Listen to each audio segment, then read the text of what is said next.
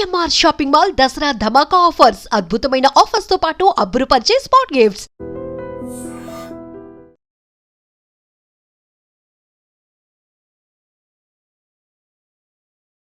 నమస్తే, welcome to I dream weekend update with కవిత.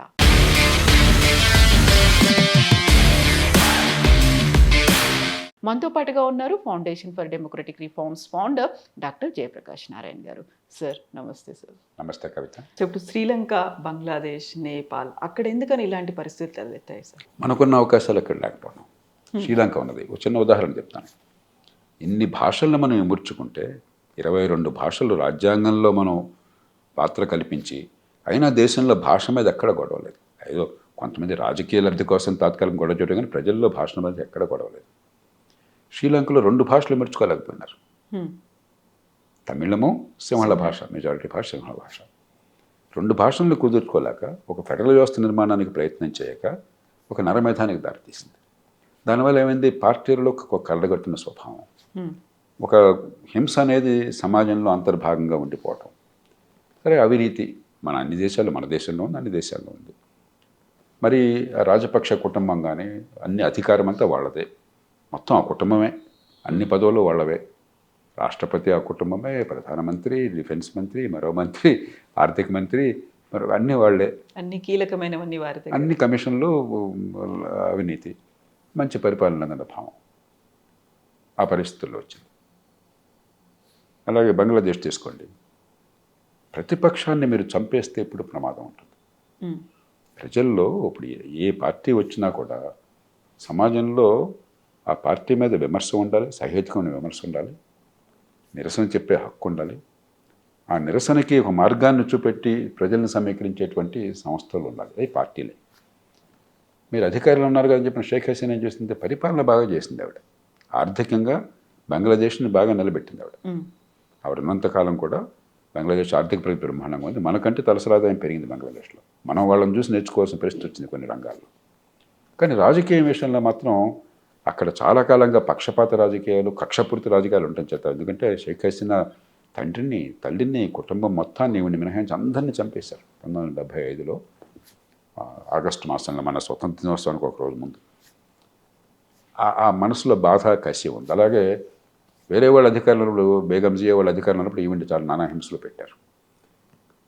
దానికి ప్రతీకార చర్యలు తీసుకోవాలన్న కోరిక, అసలు ప్రత్యర్థులు ఉండడానికి వీలేదనే భావం ఎప్పుడైతే కలిగిందో, మీకు మనసులో ఏదన్నా అశాంతి ఉన్నప్పుడు ఏ పరిపాలన ఉన్నా కూడా ఒక భేద దేశంలో అశాంతి చెలరేగడం అనివార్యం. అనుకున్న ఆశలు నెరవేర వెంటనే దానికి ఒక అవుట్లెట్ ఉండాలి. మీ మనసులో భావాలు చెప్పుకోవడానికి, విమర్శించడానికి, గొంతె తెరవడానికి ఆ స్టీమ్ లెట్ ఆఫ్ చేయాలి. ఆ ప్రతిపక్షాన్ని మీరు చంపేస్తే చివరికి ఏమవుతుంది, అది వ్యవస్థని కూల్చేసే ప్రమాదం వస్తుంది. అలాగే నేపాల్లో జరిగింది ఏమిటి, గత 17 ఏళ్లలో 2008లో అక్కడ రాచరికాన్ని తొలగించి మేము ఒక ప్రజాస్వామ్య రిపబ్లిక్ నిర్మాణం చేసుకున్నారు. ఈ 17 ఏళ్లలో 14 ప్రభుత్వాలు మారినాయి, ఇప్పుడు మారిన ప్రభుత్వంతో సహా.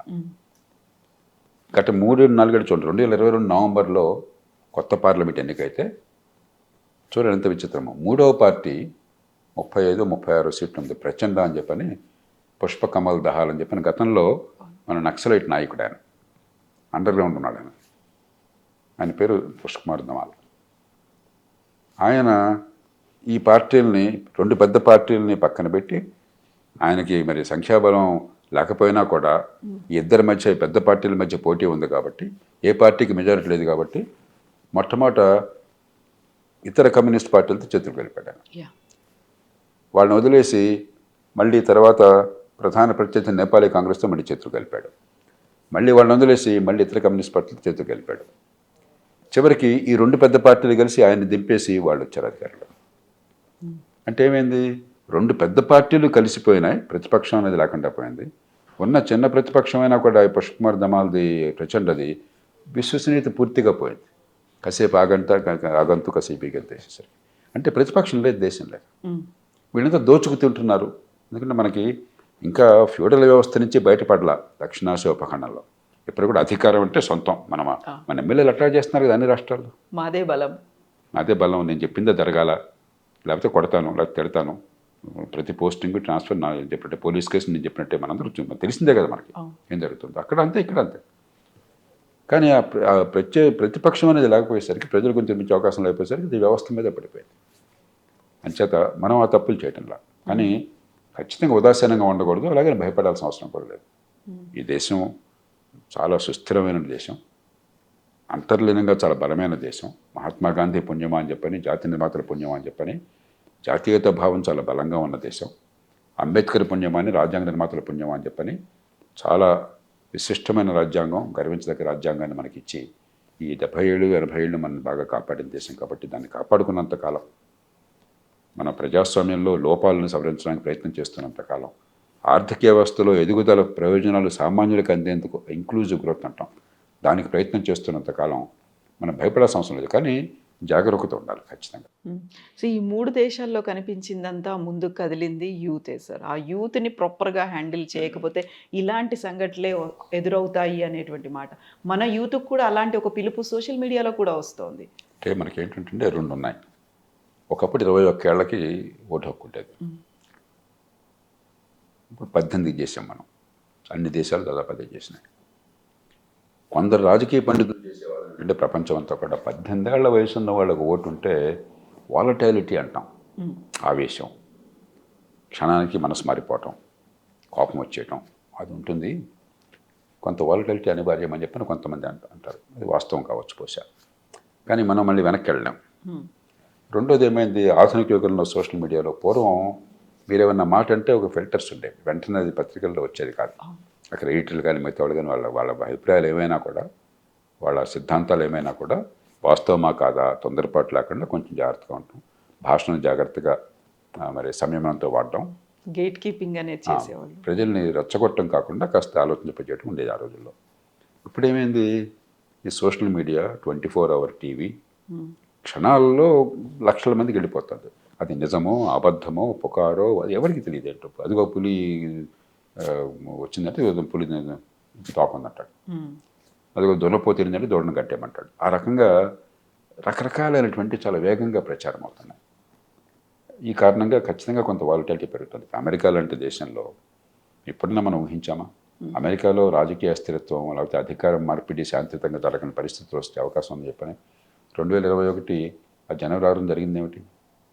డొనాల్డ్ ట్రంప్ గారు ఖచ్చితంగా ఎన్నికల్లో ఓడిపోయి ఓడలేదో గెలిచారని చెప్పని ప్రచారం చేసుకుని దాన్ని చాలామంది నమ్మి వాళ్ళు ఉద్యమం చేసి చివరికి అమెరికన్ కాంగ్రెస్ అంటే పార్లమెంట్ మీద దాడి చేశారు.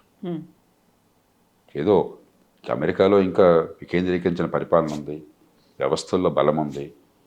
మరి డొనాల్డ్ ట్రంప్ పార్టీ రిపబ్లికన్ పార్టీలోనే స్థానికంగా ఉన్న నాయకులంతా కూడా రాజ్యాంగం కోసం నిలబడ్డారు, సుప్రీంకోర్టు రాజ్యాంగం కోసం నిలబడింది కాబట్టి. కానీ ఇది అమెరికాలో కూడా ఇట్లా ఉండొచ్చుగా. అంచేత ప్రజాస్వామ్యం అనేది చాలా సంక్లిష్టమైన వ్యవస్థ, చాలా సంయమనాన్ని నాయకులు పాటించాలి. నేను ఓడిపోయినా కూడా గెలిచానని బొకాయిస్తూ ఉంటే ప్రజల్లో ఆ రకంగా ప్రచారం చేస్తే దేశానికి చాలా ప్రమాదకరం. దాని నుంచి మనం నేర్చుకోవాల్సిన పాఠం అది. Thank you so much sir. Thank you sir.